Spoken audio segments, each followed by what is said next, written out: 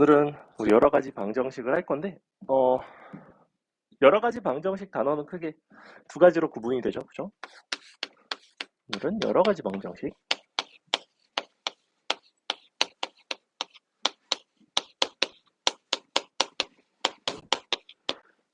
고차 방정식이 있고,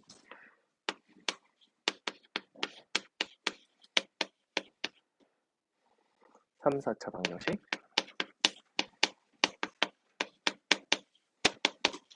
그리고 연립 방정식이 있죠.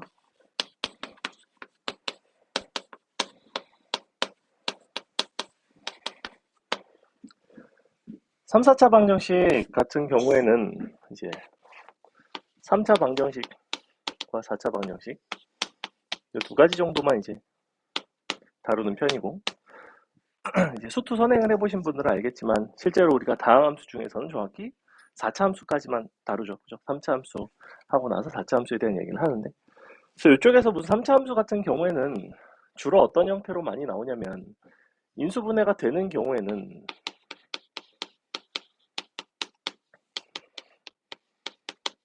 한 경우에는 이제 1차 곱하기 2차의 형태로 출제가 많이 되고, 그 경우에 무슨 실근의 개수와 관련된 거는 이때 주로 실근의 개수를 물어보는데,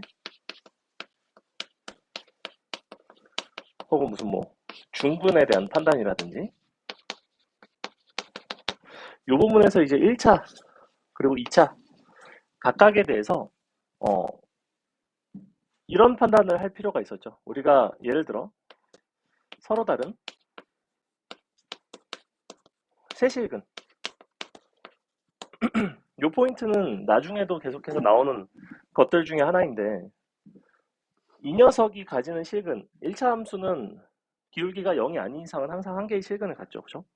기울기가 0이 아닌 경우에 대해서 실근을 항상 갖고, 그 다음에 2차 함수 같은 경우에는 판별식이 0보다 클 때 서로 다른 두 개의 실근을 갖기 때문에, 요거를 수투까지 기억을 하셔야 되는 게, 수투에도 동일한 방식으로 많이 문제를 냅니다. 그래서 어떤 것들을 문제를 내냐, 어떤 것들을 물어보냐면, 예를 들어 인수분해를 했더니 이렇게 생겼어요. x제곱 더하기 2a. 자, 너가 서로 다른 세실근을 가져라 라고 한다는 거는, 당연히 이 부분에서의 판별식이 0보다 커야 될 뿐만 아니라 너가 x는 1이라는 실근을 가지고 있기 때문에 이 근과 너가 서로 달라야 되죠. 그죠? 그렇기 때문에 동시에 요 판별식이 0보다 크다는 걸 여러분이 보통 빼먹지 않는데, 너가 너의 근이 될 수 있는 상황, 즉 1을 너에다 대입한, 1 대입해 보시면 1 더하기 3a 빼기 1 이렇게 나오죠. 즉 a가 0인 경우, a가 0이 되면 안 된다. a가 0이 되면 왜 안 된다는 거야? 판별식은 0보다 크지만 너가 서로 다른 두 개의 실근을 갖는 것까지는 맞지만 너가 중근을 갖는 경우, 이런 경우가 생기죠. 그래서 보통 이 부분을 잘 빼먹으니까 기억을 하시고, 그러니까 기억을 계속 이제 수투를 할 때까지는 기억을 하셔야 되는 포인트 중에 하나입니다. 나중에까지도 계속 쓰인다. 중근의 판단도 마찬가지예요. 중근의 판단도 중근이 된다는 것은 이쪽에서의 판별식이 0이거나, 또는 너가 너의 근이 되거나 A가 0이거나, 이런 것들이 이제 중근에 대한 판단이 되겠죠. 그래서 이쪽에서 중근을 가질 수도 있고, 너랑 근이 같은 경우도 있고, 3차 방정식 같은 경우에는 이런 것들 곧잘 나오고, 4차 같은 경우가 이제 좀 특이한 것들이 많죠. 그죠? 4차 혹은 그 이상의 것들 중에서는 크게 두 가지. 첫 번째, 상반 방정식 형태가 있고, 두 번째가 보기차식이죠. 상반 방정식은 우리가 개수를 관찰을 하는 데서 찾을 수가 있고, 보기차식은 차수를 관찰하면 되죠.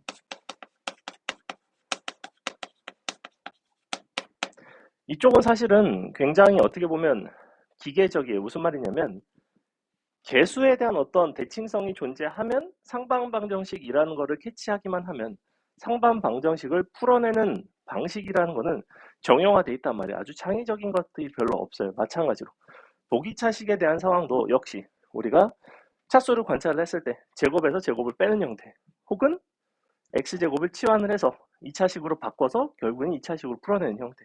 크게 두 가지밖에는 없죠. 그렇기 때문에 여러분이 이 다항식 단원, 사실은 여러 가지 방정식, 부등식 이쪽에서는 뭔가 어떤 상황에 대한 판단이 되게 중요해요. 그러니까 이걸 어떻게 풀어내느냐는 그 다음 문제이지, 내가 이게 어떤 상황인지부터 먼저 판단을 하셔야 돼요. 그럴 때 가장 많이 하는 것이 어떤 개수에 대한 관찰, 그다음에 차수에 대한 관찰, 이런 것들을 많이 하고. 그래서 요 상반 방정식 같은 경우에는 어떤 특징을 갖고 있냐면, 원래 어떤 알파가 근이 되는 경우에는 항상 알파분의 1도 근이 되죠. 이게 왜 그랬던 거냐면, 우리 식이 예를 들어 x 4제곱 무슨 뭐 x 3승 bx 플러스 a 뭐 이런 것들 있죠. 그럼 너의 한 근이 알파분의 알파라고 했을 때 우리가 항상 x 제곱으로 얘를 이제 나눠서 이런 식으로 풀어냈고, a의 x 제곱 bx c 다시 b의 x분의 1 x 제곱분의 a. 그러면서 중요했던 거는 마지막에 이걸 어떻게 풀어냈냐면 x 더하기 x분의 1을 치환을 했어요. 그죠? 그럼 너를 치환을 해버리면, 예를 들어 너가 뭐 는 3, t가 3이 나왔어. 그럼 x 더하기 x분의 1이 3이라는 거는 뭔가를 너를 만족하는 알파 더하기 알파분의 1이 3이 된다는 건데, 너의 역수를 넣으셔도 알파분의 1 더하기 알파분의 1분의 1 역시 원래 것과 똑같은 형태가 나오면서 당연히 너를 만족시킬 수밖에 없죠. 그래서 마치 혈렉은 마냥 상반 방정식은 어떠한 임의의 근이 너의 형태로 주어졌을 때 우리가 뭐라고 판단할 수 있다? 아, 그렇다면 알파분의 1도 너의 근이구나. 이런 식으로 마치 혈렉근처럼, 마치 뭐 실수 계수를 주고 복소수 근을 준 것처럼 그것의 켤레를 판단하듯 너의 역수도 근이 되더라. 다음에 보기식 같은 경우에는 이제 차수를 관찰을 해서 우리가 짝수 차수밖에 없는 형태였죠. 짝수차. 그래서 얘는 크게 두 가지, 제곱 빼기 제곱으로 식을 변형을 해서 이때 상수항을 맞춰주는 거, 상수항 부분을, 항 부분을 맞춰준다고 했고, 좀 그래서 이제 인수분해를 하는 형태가 첫 번째였고, 인수분해가 되지 않는 형태. 인수분해가 되지 않는 형태는, 아니지. 치환을 해서 우리가 이제 인수분해를 하거나 아니면 제곱 빼기 제곱을 바꾸거나 이런 식으로 바꿨죠. 그래서 거기 보시면 이제 첫 번째 나와 있는 1번 문제가 4차 방정식에서 이제 상반 방정식의 형태로 한 양의 실근을 알파라고 줬거든. 한번 1번 문제 간단하게 보시면 주어진 식이 이렇게 돼 있어요. x 4제곱 빼기 x 3승 다시 빼기 4x제곱 다음에 빼기 x 플러스 1는 0. 한 양의 실근을 알파라고 하겠대. 요게 이제 근이 된다고 했고, 일단은 여러분이 습관적으로 보셔야 돼요. 습관적으로 보셔야 되고, 이걸 이제 이렇게 막 플러스 마이너스라든지 부호가 좀 혼재해 있다든지 하는 경우에는 상반 방정식임을 캐치를 못하는 경우도 가끔 있어요. 근데 보시면 얘를 기준으로 개수들이 다 대칭이고 서로 이제 일치하죠. 그죠? 그래서 상반 방정식 형태라는 걸 알 수 있고, 또 너를 이용해서 이제 치환을 했을 거라고. 치환을 해보시면 너를 이제 양변을 x제곱으로 나눴겠죠? 그럼 x제곱 더하기 x제곱분의 1로 묶고 마이너스 x 더하기 x분의 1로 묶고 빼기 4는 0. 자, 이렇게 되더라 이거지? 그럼 여기서 이제 치환을 한다고? 너를 t라고 치환을 하면 너 같은 경우에는 t제곱 우리가 마이너스 2로 썼고, 그래서 빼기 t 빼기 6는 0 이렇게 나오죠. 그럼 여기서부터 바로 이 t라는 것 자체가 한 근이 알파라면 또 다른 근은 알파분의 1의 형태로 우리가 이렇게 이제 표현을 할 수가 있고, 그래서 어차피 알파가 양수면 t 값도 양수가 되겠죠. 원숫자와 역수를 더한 거니까. 그럼 이 형태에서 결국에는 인수분해를 해보시면 t가 마이너스 2랑 3이 나오는데 그 중에서 이제 3을 취하겠다는 거죠. 그럼 이 값이 3이고 문제에서 요구하는 알파 3승 더하기 알파 3승분의 1은 이것을 가지고 이제 거듭 제곱을 해서 우리가 만들어내는 방식은 알고 있을 거라고 생각을 합니다. 자, 그 다음에 옆에 보시면 이제 보기차식에 대한 얘기가 2번에서 나오는데 보기차식에서 조금 특이하게 출제되는 포인트 중에 뭐가 있냐면 어떤 근의 판단에 대한 걸 물어볼 때가 있어요. 근의 판단, 근의 판별. 이 근의 판별은 뭐에 대한 얘기냐면 우리가 2차식 같은 경우에는 뭐 일반적으로 판별식을 가지고 실근에 대한 얘기를 하죠. 그리고 2차식 그래프 그려서 근의 분리라는 방식을 취한다면 저 이제 4차식의 어떤 보기차식의 형태에서 근의 판별을 하는 형태가 종종 출제가 되고 얘는 뭘 하겠다는 거냐면 이제 2번을 같이 한번 보시면 이와 같은 4차 방정식이 서로 다른 두 개의 실근과 서로 다른 두 개의 허근을 갖는다고 했을 때의 너의 범위에 대해서 물어보고 있는데 애시당초에 지금 보기자식 입장에서는 우리가 x제곱을 치환을 했을 때 너를 이제 치환을 한다고 하면 결국에는 2차식이 나오죠. 그래서 2차식에서의 판단으로 다 바뀌는데 요 x제곱이 t가 되는, 즉 여기서의 t 하나당 여기서는 근이 사실은 일반적으로는 두 개가 나와요. 근데 그 중에서도 t 값이 양수가 되면 서로 다른 두 개의 실근이 나오겠죠. t 값이 음수가 되면 허근이 두 개가 나오겠죠. t 값이 0이 나온 경우에만 중분이 나오겠죠. 그래서 문제에서 요구한 바와 같이 서로 다른 두 실근은 x에 대한 얘기니까 걔는 t 값이 양수란 얘기고, 그 다음에 서로 다른 두 허근은 역시 x에 대한 얘기니까 t가 음수란 얘기죠. 그래서 얘 입장에서는 음의 실근 하나, 양의 실근 하나, 이렇게 가지라는 얘기고, 그것이 이쪽으로 넘어가면서 허근 두 개로 바뀌고 실근 두 개로 바뀌죠. 그래서 우리가 실제로는 2차식에서 그냥 음의 실근 한 개, 양의 실근 한 개는 가져야 되는 상황이니까 뭐만 보시면 되냐면 이 부분 너만 0보다 작으면 되죠. 나머지 여기서 판별식을 한다든지 할 필요가 전혀 없어요. 왜냐면 얘가 음수가 되면 판별식은 항상 0보다 크게 나오죠.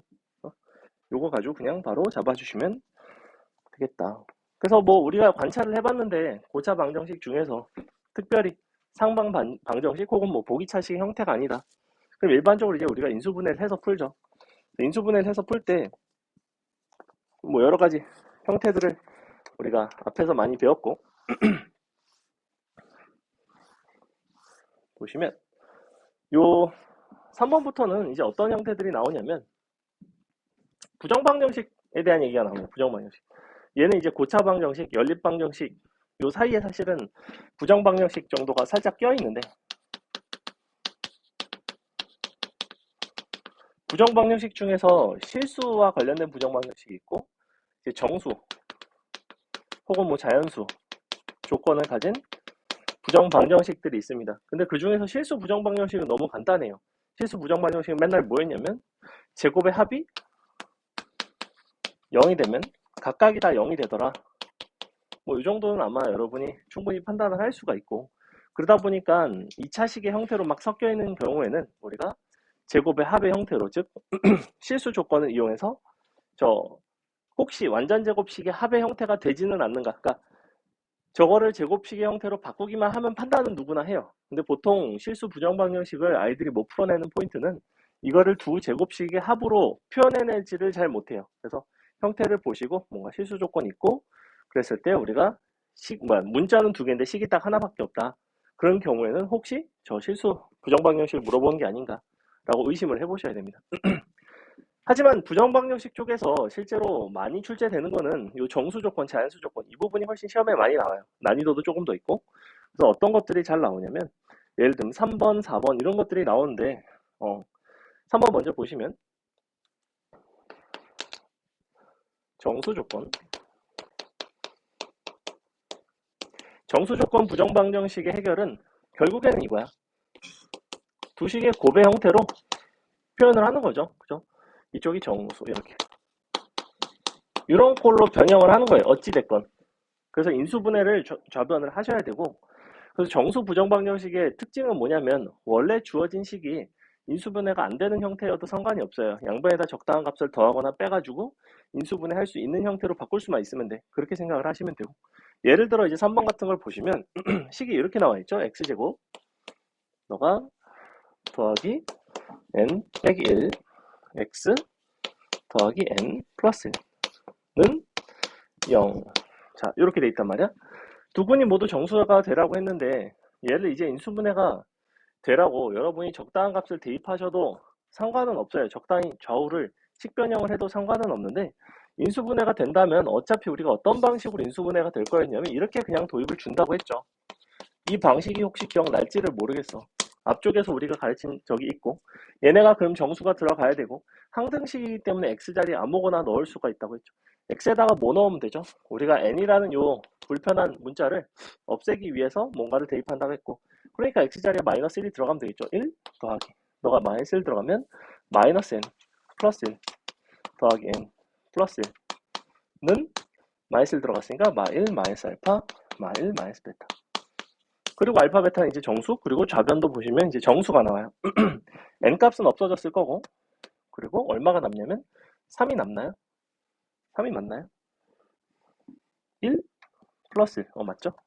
그래서 우리가 x자리에다 마이너스 1을 넣어봤더니 좌변은 3이 나오고, 우변에 있는 이 녀석은 내가 그냥 치환을 마이너스를 다 뽑아내서 그냥 1 더하기 알파 1 더하기 베타로 바꿔주시면 되죠. 그래서 결국에는 너가 1일 때 너가 3일 때, 너가 마이너스 1일 때 너가 마이너스 3일 때, 이렇게 두 가지 경우만 확인을 하시면 될 것 같고, 어차피 우리는 이 값이 나오면 n 값이 나오죠. 그죠? 그래서 이 중에서 되는 거를 고르시면 된다. 문제에서는 자연수 n이라고 했기 때문에 알파가 예를 들어 만약에 1 더하기 알파가 1이야. 그럼 근이 0이란 소리죠. 0이 근이 되려면 여기다 0을 넣었을 때 성립해야 되는데 n 플러스 1이 나오기 때문에 n 값이 마이너스 1이 나와요. 그렇기 때문에 이 경우에는 되지 않는다. 그래서 밑에 거 너가 마이너스 1이고 너가 마3이 되는 순서상을 가지고 n 값을 찾아주시면 되는 형태. 이런 게 이제 좀 쉬운 문제. 이런 게 이제 기본적인 형태라면, 자꾸 밑에 있는 게 약간 어려운데 4번 보시면, 자, n은 이번엔 양의 정수, p가 소수 동그라미, 소수 조건 나와 있고, 그 다음에 x에 관한 3차 방정식, 너의 한 근이 양의 정수일 때 이거를 또 풀어달래.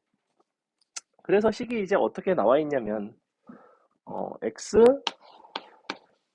3승 더하기 nx 제곱 마이너스 5 빼기 n x 더하기 p. 자, 이렇게 돼 있죠.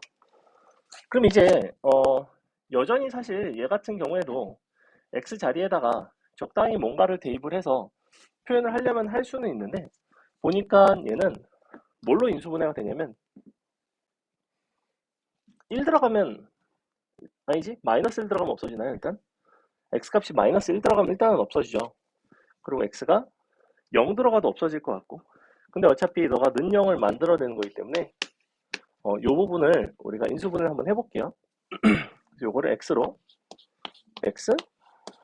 x제곱 더하기 nx 빼기 5 빼기 n. 너는 p를 이항을 시켜보시면 마이너스 p. 이미 좌변의 형태가 인수분해가 된 형태라는 게 보이죠? x 곱하기 너로 인수분해가 돼 있고, 어차피 이 소수라는 거는 기껏해야 정수인 거죠. 얘는 이 정수는 어차피 뭐가 될 수밖에 없냐면 너가 1 곱하기 마이너스 p이거나 아니면 마이너스 p 곱하기 1이거나 뭐 이렇게 되겠죠. 아니면 뭐 p 곱하기 마이너스 1 곱하기 p거나. 자, 이렇게 될 수가 있는데, 근데 그 중에서 지금 너를 만족하는 한근이 양의 정수래. 그러면 한근이 양의 정수라는 거는 이 x값이 될 수 있는 게 1이거나 또는 p거나 이 둘 중에 하나가 만족이 돼야 되는 거죠. 그죠? 어차피 x라는 거는 너의 소인수일 수밖에 없어요. 곱의 형태로 표현을 해놨으니까. 즉 마이너스 P는 1 곱하기 마이너스 P거나 마이너스 1 곱하기 P거나 기껏해야 요 정도인데 X가 될 수 있는 건 그 중에서 양의 정수 1 또는 P 둘 중에 하나라는 거고, 그래서 1이 되는 경우에는 1을 갖다가 넣어보시면 얼마가 나오냐면 좌변이 간단하게 나와요. 1 곱하기 너가 1 너가 N 다시 플러스 N 그 다음에 빼기 5는 마이너스 P 이렇게 나오나요? 뭐 이렇게 되겠죠. 그러면 빼기 4다. 빼기 4죠. 빼기 4예요. 자, 그럼 이와 같이 나오면 보시다시피 얘가 2n 빼기 4가 나오는데 너가 소수가 나와야 되거든.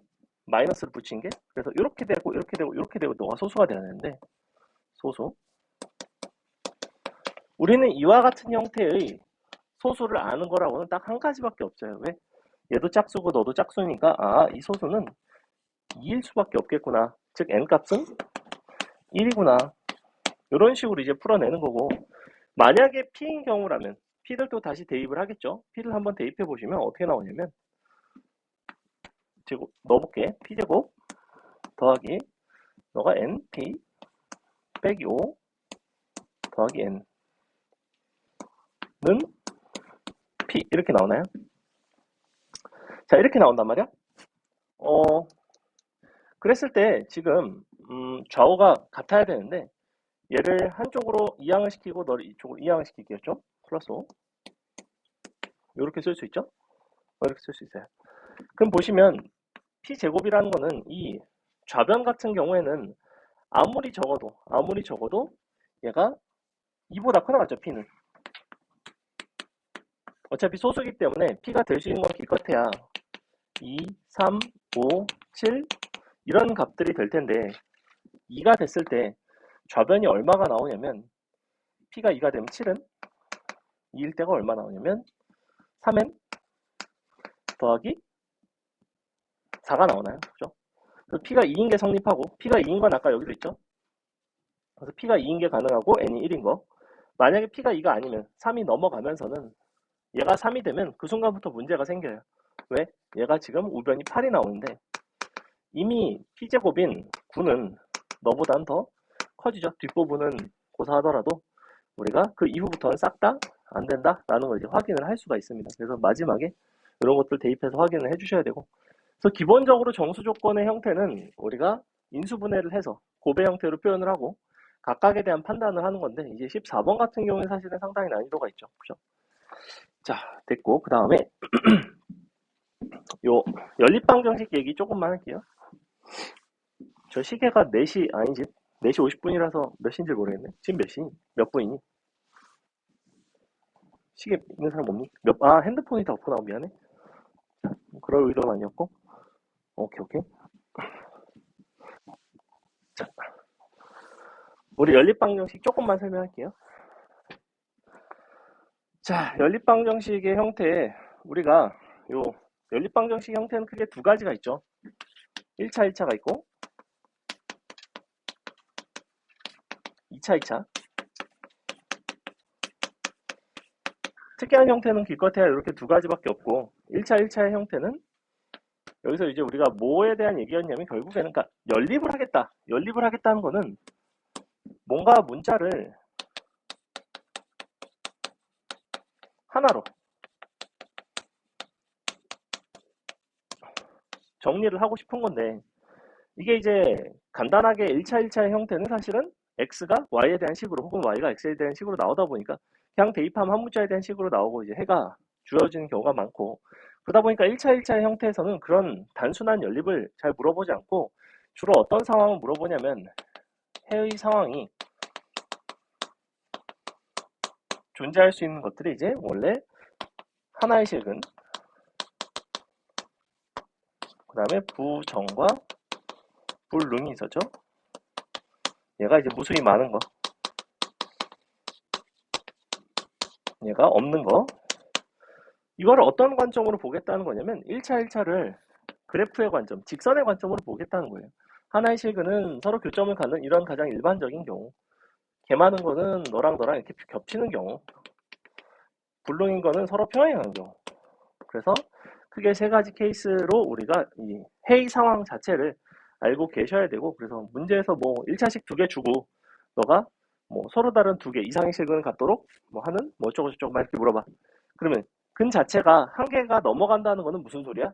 무조건 이거죠. 무조건 개 많다는 거죠. 무조건 겹치는 거예요. 그러니까 직선의 상황에서 내가 기울기가 일치하고, 그리고 너의 절편도 일치하는 형태라는 거를 뜻하는 거고, 이런 표현들을 미리 알고 계셔야 되고, 2차, 2차 같은 경우에는 1차 곱하기 1차로 인수분해가 되는 케이스가 있고, 얘는 첫 번째가 인수분해가 되는 경우, 인수분해가 되면 1차 형태니까 각각을 대입을 해서 그냥 한 문자로 정리가 된 거고, 두 번째가 뭐냐면 이대로는 인수분해가 안 되는 케이스가 있어요. 그러니까 주어진 형태로는 그대로 인수분해가 안 돼서, 이 경우에는 우리가 뭘 했냐면 2차항을 소거하거나 또는 상수항을 소거하는 방식으로 소거를 해서 그 이후에 인수분해를 하고 다시 대입하는 방식으로 가는 문제들이 있습니다. 그래서 이게 일단 요 일렬 연립 방정식의 가장 기본적인 베이직한 상황들에 대한 이야기고, 여기에다가 여러분들이 이제 문제를 좀 풀 때 관찰해야 되는 중요 포인트 중에 뭐가 있었냐면, 요거 합과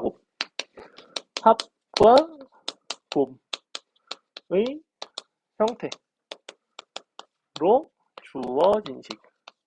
주어진 상황, 요거 되게 중요해요. 이거는 단순하게 우리가 연립을 해서 풀어내지 않고 우리가 합 또는 곱을 치환을 한다든지, 아니면 얘를 어떤 새로운 방정식의 근으로 본다든지 하는 방식으로 많이 풀었었고, 그래서 이쪽이 대표적인 게 이제 5번, 6번 이런 것들인데, 5번을 한번 보시면 5번 한번 볼게요. 일단은 식을 보시면 x 더하기 y 더하기 z가 6이고, x제곱 더하기 y제곱는 z제곱이고, 마지막으로 xy는 마이너스 12의 상황이죠. 자, 이렇게 돼 있어요. 그랬을 때 근 다 절대값 씌워서 우리가 구해달래. 이와 같은 형태를 두 개의 문자로 표현된 식이라는 걸로 이제 바꾸어서 여러분이 이해를 해주셔야 되는데, 무슨 얘기냐면, 잘 봐봐. 이 식의 구조를 딱 보시면 x와 y는 서로 동등하다는 게 보여요. 동등하다는 건 무슨 말이냐면 x 대신에 y가 들어가고 y 대신에 x가 들어가도 원래 식과 크게 다르지 않다는 거야. 맞죠? 얘네가 서로 바뀌도 얘네가 바뀌어도 서로 그대로 원래의 식을 유지를 하죠. 근데 z는 어때요? z는 바뀔 수가 없어요. z만 따로야. 그렇기 때문에 여러분이 이 식을 어떻게 잡을 거냐면 x, y에 대한 식으로 잡겠다는 거야. 이렇게. 그래서 x 더하기 y를 편의상 라지 a로 놓고 x 곱하기 y를 라지 b라고 놓겠습니다. 자, 이렇게 놓고 나면 라지 a는 6 빼기 z가 나오고, 그 다음에 이 식 자체가 뭐가 나오냐면 a제곱에서 2b를 뺀 게 나오죠. z제곱이 나오죠. 마지막으로 b는 마이너스 12 이렇게 나오는 상황인 거죠. 그럼 이제 요 식으로 바꿔내고 나면 어차피 a라는 게 z에 대해서 표현이 되기 때문에 너는 z제곱이니까 얼마야? 6-a의 제곱인가? 이렇게 나오죠? 그럼 b는 아까 마이너스 12였고 갖다 넣으시면 a제곱 없어지고, 너가 24는 이쪽이 마이너스 12a 더하기 36이 나와요. 자, 보시다시피 a는 1 나오죠? 그럼 a가 1이고 b가 마이너스 12 라는 거는 xy가 누구의 근이 돼야 되냐면, xy는 t제곱 a가 1일 때니까 마이너스 t 마이너스 12는 0의 두 근이 되는 거죠. 이렇게. 그럼 t 값에 대해서 우리가 인수분해를 하시면 xy가 나오고 당연히 z도 구할 수가 있다. 그래서 이런 게 이제 대표적인 합과 곱의 형태를 줬을 때 치환을 해서 우리가 새로운 방식으로 풀어낸, 얘를 이대로 연립하지는 않는다는 거죠. 그죠? 그래서 6번 같은 게 이제 이런 표현들이 잘 안 보일 수 있는 형태인데, 야, 이게 잘 보면 6번도 사실은 같은 얘기예요. 같은 얘기인데 어디가 변형이 되는지 한번 볼게. 봐봐. x 더하기 2y 더하기 4z는 12가 나와 있고, 그 다음에 밑에 식이 xy, 그 다음에 4yz, 그 다음에 너가 2xz, 너가 22. 그 다음에 다 곱한 거에 대한 얘기를 하고 있어요. x, y, z. 그러면 여전히 우리는 x, y, z를 가지고 뭔가 다 더한 거, 둘씩 곱한 거, 셋 다 곱한 거, 합과 곱의 형태로 주어져 있고, 근데 잘 보시면 너는 1x, 2y, 4z라서 닌이 곱했다면 xy가 나오지 않았을 거야. 역시 닌이 곱했다면 4yz가 나오지 않았을 거고, 너너 곱했다면 2xz가 나오지 않았을 거라는 거죠. 그죠? 그래서 우리가 요 식을, 주어진 가운데 있는 식을 다 2배를 해보시면 원래 있던 요 형태에서 요렇게 곱한 거, 요렇게 곱한 거, 요렇게 곱한 것들이 다 이제 나온다는 걸 볼 수가 있어요. 약간의 개수를 가지고 장난질을 한 거고. 그러니까 결국에는 너는 뭐야? 니 곱한 게 너, 너 곱한 게 너, 너 곱한 게 너의 형태가 나오죠. 그럼 맨 아래도 뭐가 필요해? 너 곱한 얘가 필요하죠. 이렇게 돼야 되죠. 얘도 44가 돼야 돼요. 자, 이렇게 바꾸고 나시면, 그러므로 우리는 x, 그 다음에 2y, 그 다음에 4z는 t3승 마이너스 12t 제곱 더하기 44 t 빼기 48는 0의 세근인 거죠. 너의 세근. 마지막에 뭘 하고 싶죠? 그냥 xyz 구하고 싶죠? 요거 이제 인수분해 하시면 되죠. t값에다가 적당한 거 대입해서 우리가 인수분해를 하시면 되고, 나오는 세근은 이제 너 아무거나 취해주시면 되겠다. 됐죠? 이렇게 풀어낼 수가 있고, 그 다음에 요 7번 같은 것도 관찰을 잘 해주셨으면 좋겠는데, 7번도 한번 볼래요? 7번 보세요. 7번. 응? 그러네. 그렇겠네. 세 가지가 나오겠죠, 그러면. 그죠? 세 가지 아니고 6가지 나오지 않나요? 6가지가 나오겠죠. 여기서 인수분해가 되고 나면, 인수분해 해볼까요? 이거 얼마 넣으면 인수분해 될까? 얼마? 2 넣으면 딱 될까요? 왠지 2가 딱 될 것처럼 생겼죠? 2가 된다고? 어. 해볼게. 2, 1, 2, 마십. 딱 됐죠? 24, 48. 그러면 t는 뭐가 나오냐면 2, 그 다음에 4, 6 이렇게 나오죠. 그죠? 이제 XYZ가 아니라 X, 2Y, 4Z이기 때문에 얘네를 X, 2Y, 4Z에다가 너를 나열을 해서 갖다가 대응을 시켜주시면 돼요. 그럼 몇 가지가 나와요? 정확히 3팩토리얼까지 나오겠죠. 6가지 나와요. 답이 6개예요. 그래서 6개가 나와야 돼요. 됐죠? 자, 그 다음에 우리가 몇 개 안 남았는데 7번 한번 보세요. 7번. 7번 표현이 보이는지 한번 보세요. 7번 잘 보시면 0이 아닌 세 복소수 알파, 베타, 감마인데 알파, 마이너스 베타, 감마인 거죠. 그러니까 근 자체를 알파, 마이너스 베타, 감마로 본다면 세 근의 첫 번째 줄은 합에 대한 얘기고, 두 번째 줄은 세 역수근의 합에 대한 얘기예요, 사실은. 그럼 3차식을 기준으로 본다면 세 근의 합은 너의 2차항의 개수에 영향을 주고, 너의 사실은 역수근의 합은 너의 1차항의 개수에 영향을 주죠. 그냥 통분해서 둘씩 곱한 거라고 봐도 되고, 그렇다는 건 무슨 얘기야? 너의 2차항과 1차항의 개수가 다 0이라는 얘기예요, 지금 현재. 즉 결론, 그렇다면 알파, 마이너스 베타, 감마는 2차항의 개수, 그 다음에 상수항이 아니지 1차항의 개수가 0인 형태를 뜻하니까 더하기 상수항은 0, 뭐 이런 꼴인 거죠. 근데 상수항이니까 너를 이항을 시키시면 그냥 는 K라고 봐도 상관은 없죠. 그죠? 마이너스 K를 넘겼다고 치면 의 세 근인 거죠. 그냥 이렇게 되는 거죠. 그럼 너를 가지고 갖다가 넣어보시면 어차피 마지막에 베타 3승분의 알파, 감마 3승분의 베타, 어차피 알파 3승도, 베타 아니지 마이너스 베타 3승도, 감마 3승도 다 뭐가 나와야 되냐면 K가 나와야 되죠. K 갖다가 넣어주시면 맨 앞에 거, 그 다음에 가운데 거는 마이너스 1, 맨 뒤에 것만 1 나오고 마일 1. 그래서 답이 그냥 마이너스 1이 나오는 아주 심플한 형태예요. 그래서 이런 것도 여러분이 근각계수의 관계를 이용을 해서 방정식의 해의 형태로 자꾸자꾸 표현을 좀 바꿔주셨으면 좋겠고, 그래서 8번 같은 것도 이제 비슷한데 8번 한번 볼게요. 자, 3차 방정식도에 한 근이 이번에는 알파래. 그리고 2차 방정식 너의 근은 베타래요. 그랬을 때 베타 3승 더하기 베타 3승분의 1의 값을 구해달래. 한번 식을 한번 대입을 해보겠습니다. 너가 이렇게 돼 있죠? x 3승 빼기 3x 플러스 1는 0의 근, 너는 알파, 얘는 x제곱 빼기 ax 플러스 1는 0의 근, 너가 미안해, 이거 알파예요.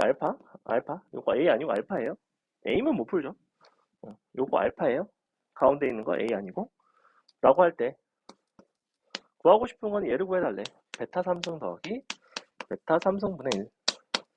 이거 딱 보는 순간 여러분은 이 식에서 계수를 보시면 비록 2차식이지만 상반방정식이네라는 게 보이셔야 돼요. 사실은 x분의 1 뭐 이런 역수에 대한 얘기가 나오기 때문에 이 표현은 상반방정식 쪽에서 가장 많이 우리가 활용되는 표현이고, 그러니 양변을 x로 나눠주겠죠. x로 나눈다는 건 사실 아무 때나 나눌 수는 없고, 우리가 어차피 그러니까 베타를 대입을 해서 베타로 이제 나눌 건데, 너를 대입을 해서 나눌 때 주의할 거는 뭐였냐면 너가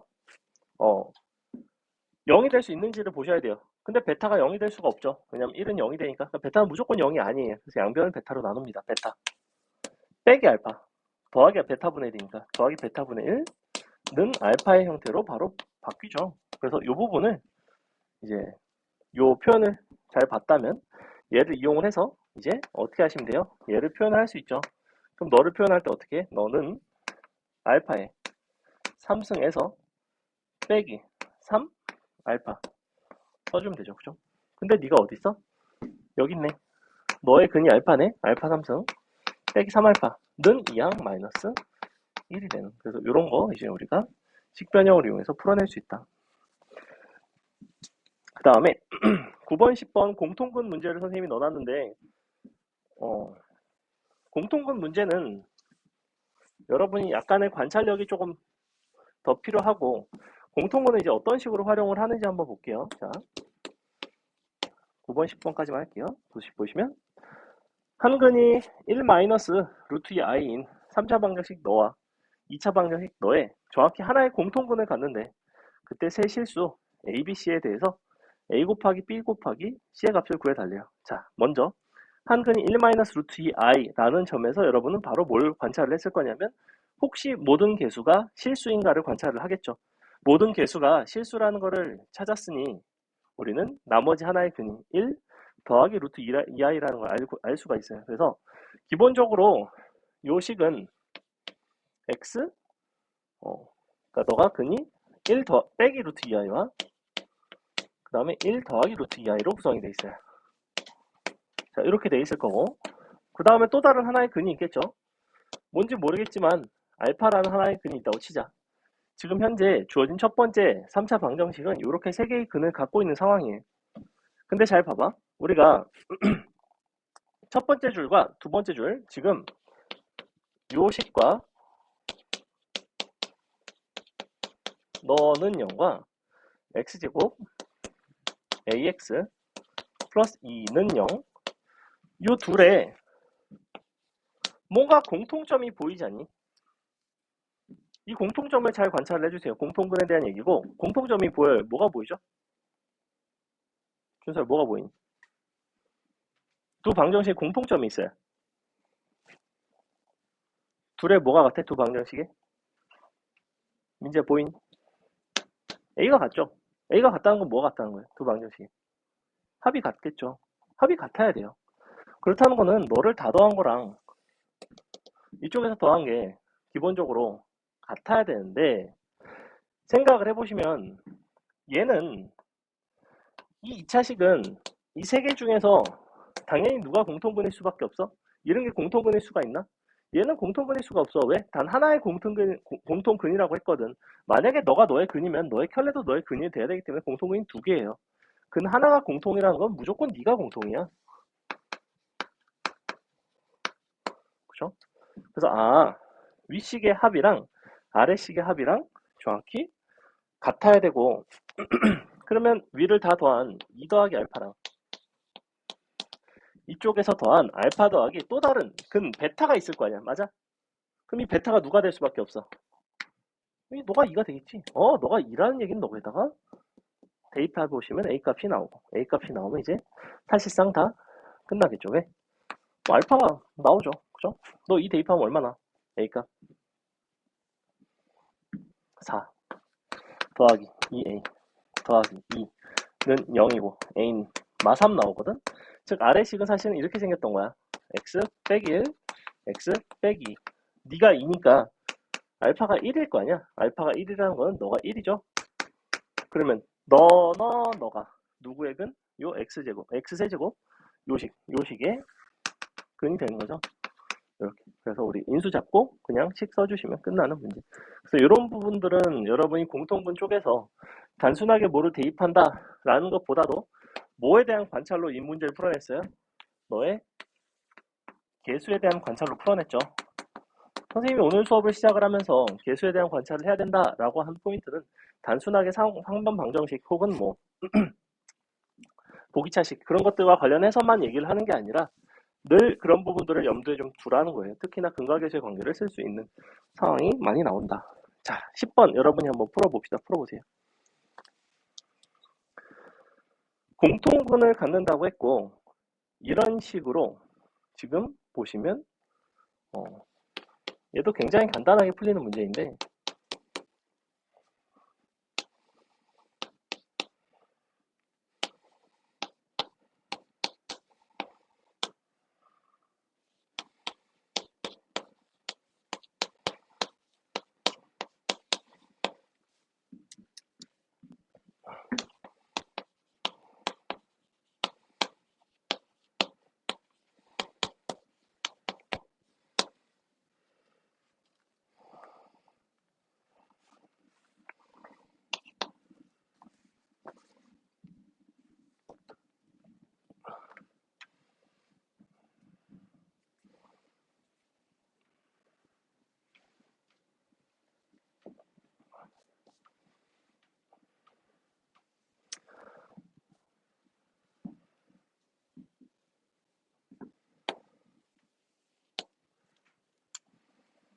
여러분이 어떤 부분에 있어서 조금 자유로워야 되냐면 x라는 것이 꼭 미지수고 a, b는 뭐 상수이다 이런 식의 개념에서 좀 자꾸 벗어나셔야 돼요. 이 구조를 잘 보시면 누가 봐도 되게 구조가 유사하죠. 그죠?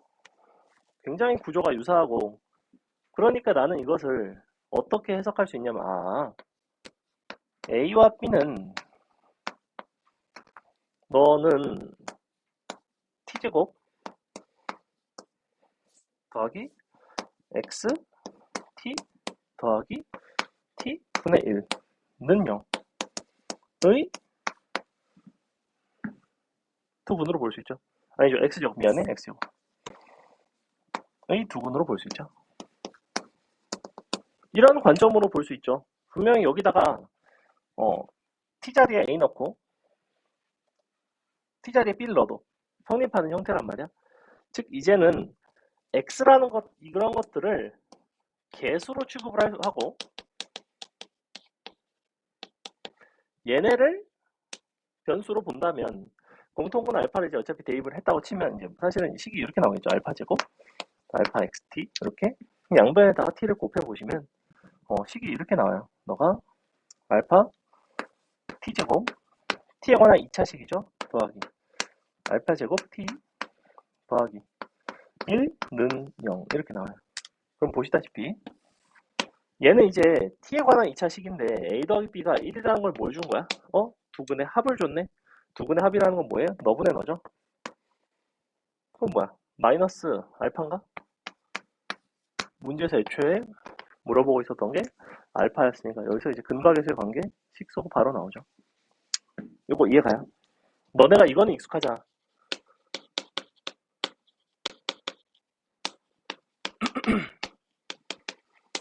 너에서 이렇게 보는 건 익숙하지?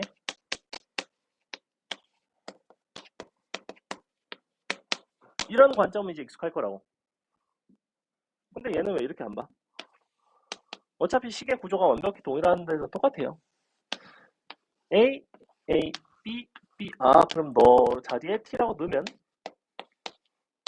A, B는 이와 같은 식의 T의 두 근인 거죠. 그죠? 그래서 이렇게도 볼 수 있고 여전히 근과계수 관계로 마무리를 했어요. 그죠? 연립을 단순하게 하는 게 아니라 합과 곱의 형태 혹은 근과계수의 관계 형태를 이용해서 다양한 시도들을 할 수 있다. 자, 오늘 수업은 여기까지 하겠습니다.